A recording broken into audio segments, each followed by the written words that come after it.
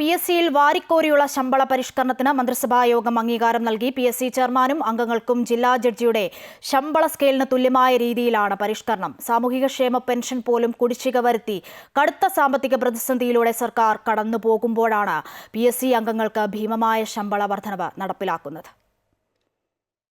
സർക്കാർ കടുത്ത സാമ്പത്തിക പ്രതിസന്ധിയിലൂടെ കടന്നുപോകുമ്പോഴാണ് PSC ചെയർമാൻ ഉൾപ്പെടെ അംഗങ്ങൾക്ക് വാരിക്കോരി ശമ്പള വർധനവിന് മന്ത്രിസഭ അംഗീകാരം നൽകിയിരിക്കുന്നത്.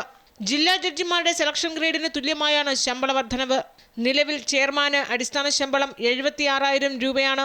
അലവൻസുകൾ ഉൾപ്പെടെ പ്രതിമാസം 2,26,000 രൂപ ലഭിക്കും. PSC അംഗങ്ങൾക്കാകട്ടെ അടിസ്ഥാന ശമ്പളം ഇപ്പോൾ കിട്ടുന്നത് 70,000 രൂപയാണ്.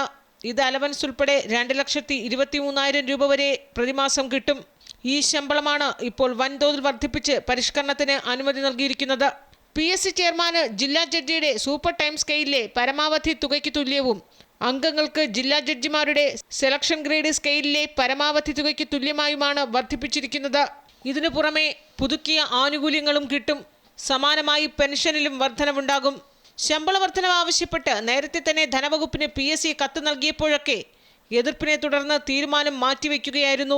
എന്നാൽ ഇപ്പോൾ മറ്റ് സംസ്ഥാനങ്ങളിലെ PSC ചെയർമാന്റെയും അംഗങ്ങളുടെയും നിലവിലെ സേവന വേതന വ്യവസ്ഥ ഉൾപ്പെടെ പരിഗണിച്ച ശേഷം തീരുമാനമെടുത്തുവെന്നാണ് സർക്കാർ നൽകുന്ന വിശദീകരണം. ഏറ്റവും കൂടുതൽ PSC അംഗങ്ങളുള്ള സംസ്ഥാനങ്ങളിൽ ഒന്നാണ് കേരളം.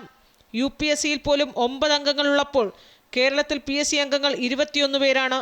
രാഷ്ട്രീയ അടിസ്ഥാനത്തിൽ നിയമനം നൽകുന്ന PSC അംഗത്വത്തെ ചൊല്ലിയും വാരിക്കോരി ശമ്പളവും പെൻഷനും മറ്റ് ആനുകൂല്യങ്ങളും നൽകുന്നതിനെ ചൊല്ലിയും രൂക്ഷ വിമർശനവും തർക്കങ്ങളും തുടരുമ്പോഴാണ് അമ്പരപ്പിക്കുന്ന ശമ്പള വർധനവ് വീണ്ടും നടപ്പാക്കുന്നത്. അമൃത ന്യൂസ്, തിരുവനന്തപുരം.